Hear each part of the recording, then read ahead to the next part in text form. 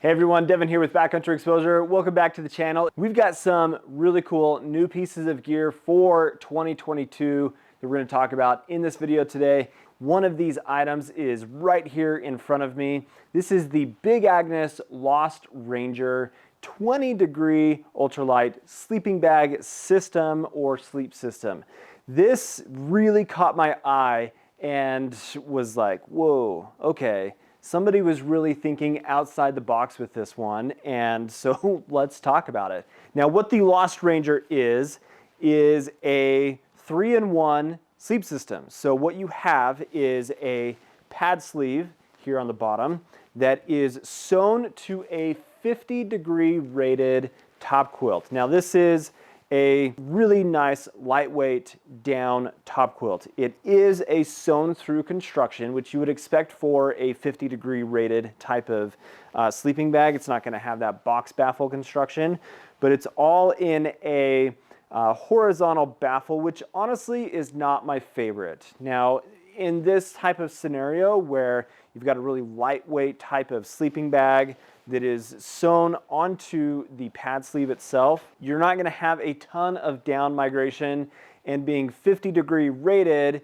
that's not as much of an issue, I feel like, where the down is going to slump off of your shoulders or anything. But it would have been nice, I think, to have that zoned baffle kind of construction on this.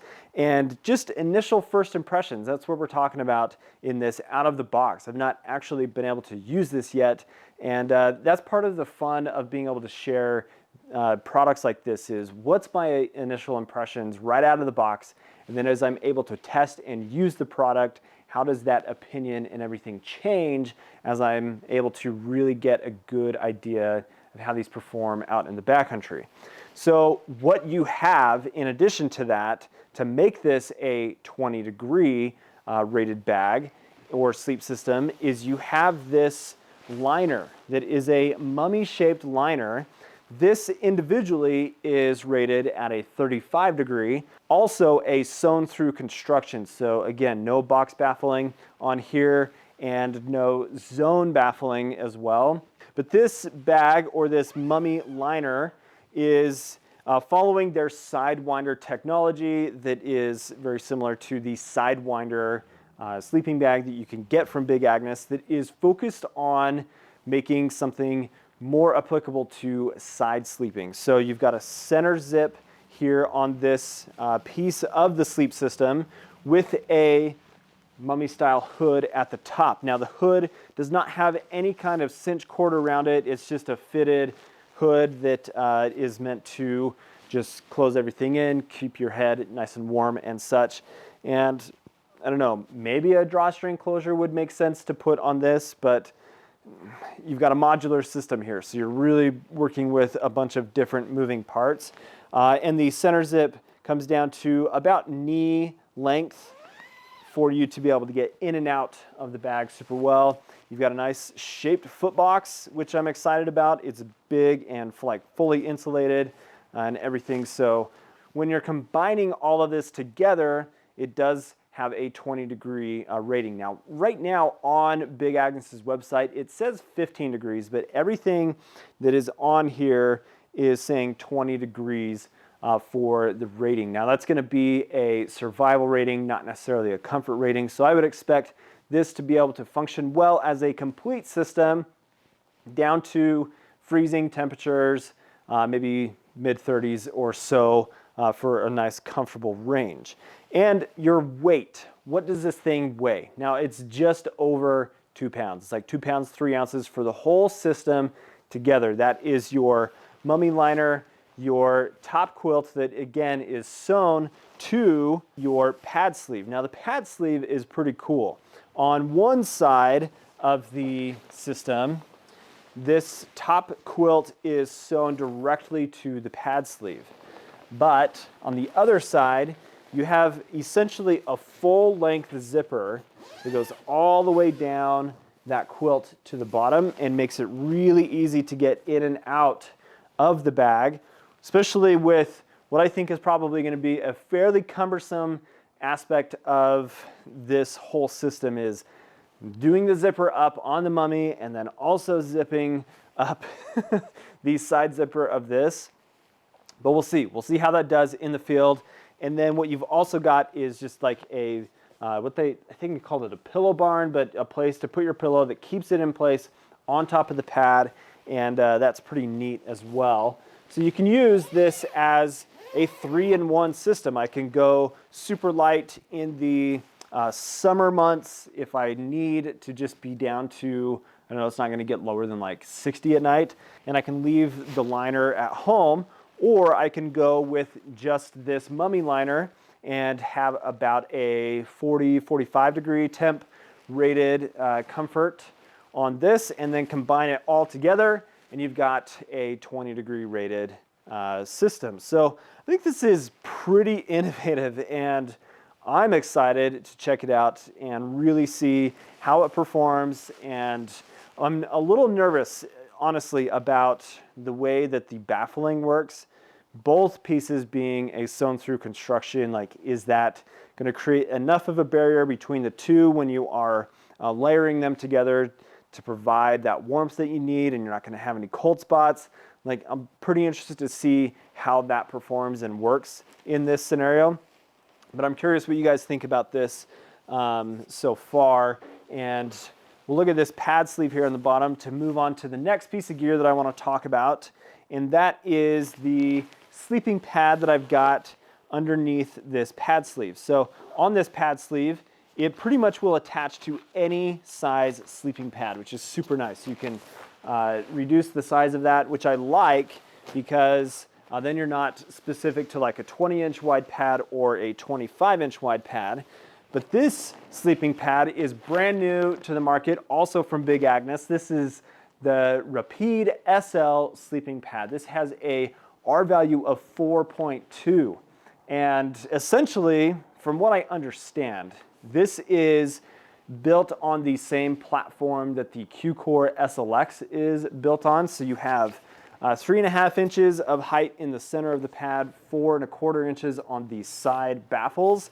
So you've got a little bit of like raised baffle there that's going to cradle things, keep it nice and comfortable. I really like the design of these pads. I don't like the Big Agnes valve system. It's my least favorite of the Big Agnes sleeping pads.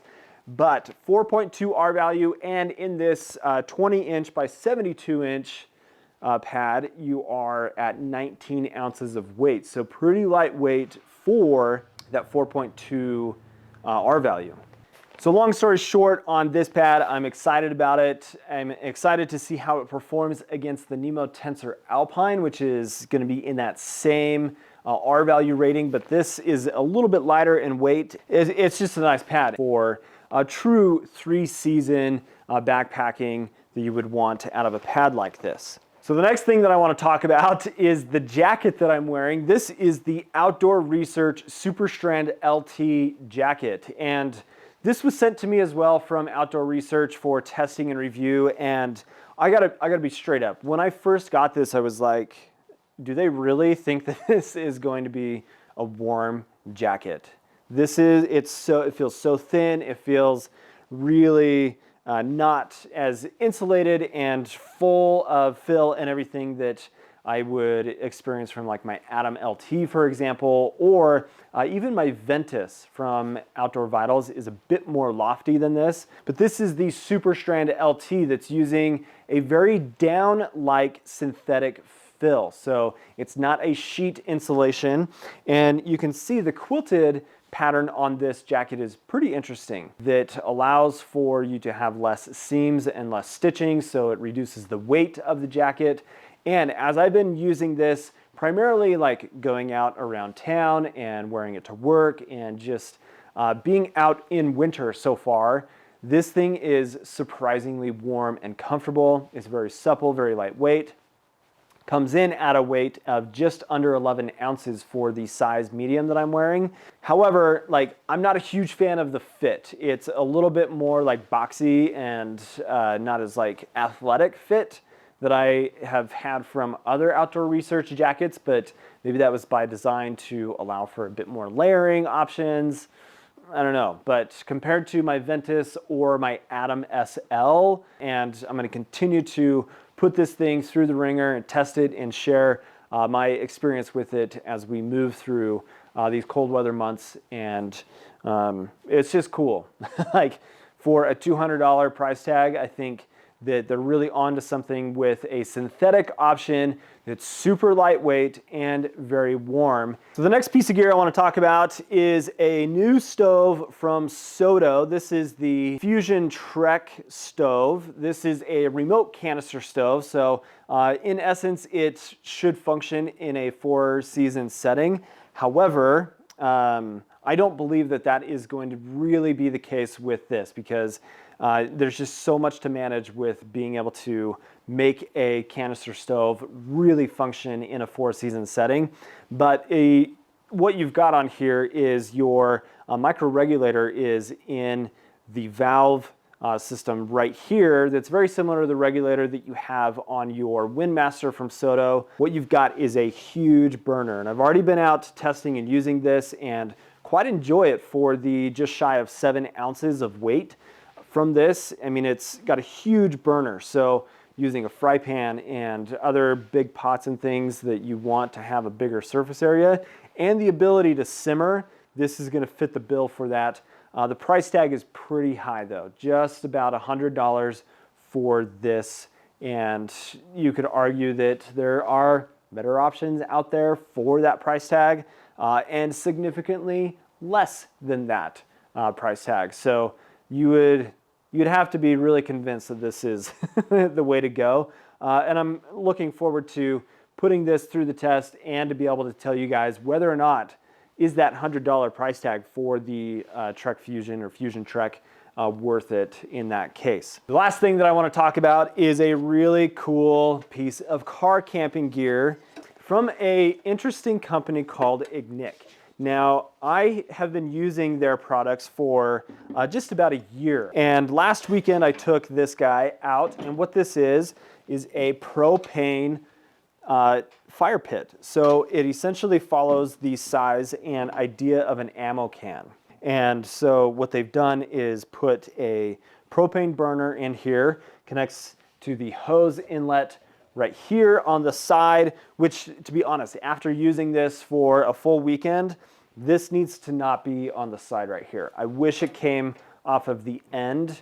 That would be my preference, but it's still a really cool piece of gear for car camping. And I think that having something so portable, so lightweight for a small SUV like I drive and take on my car camping trips, and the ability to run a fire when there are fire restrictions of having wood burning fires going. I can take this, I can turn it on and then quickly turn it off. And for a 5-pound propane tank to be attached to this, where I'm already using that on my gas 2-burner stove, this is kind of a no-brainer. It allows for really quick, easy heat and everything, and my experience with it so far is very positive, minus a few things that I would change. But again, looking forward to testing this through the year of 2022, sharing my experience and everything with it. Appreciate you guys watching today. If you're not subscribed, you know what to do. Hope you have an awesome day. Catch you in the next one. See you later.